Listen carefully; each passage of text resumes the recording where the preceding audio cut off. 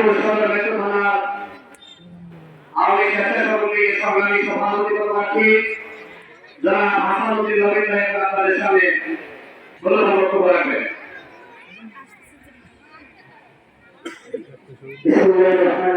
আসসালামু আলাইকুম। বঙ্গবন্ধু শেখ মুজিবুর রহমানের 48 সাল সর্বশেষ শত্রুর কার্যক্রমের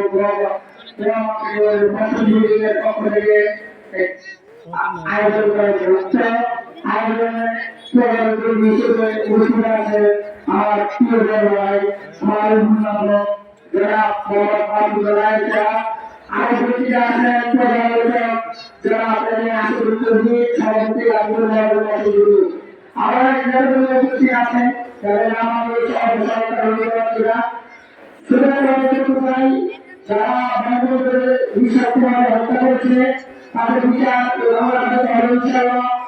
আর আমাদের নেতৃত্বে করতে পারি।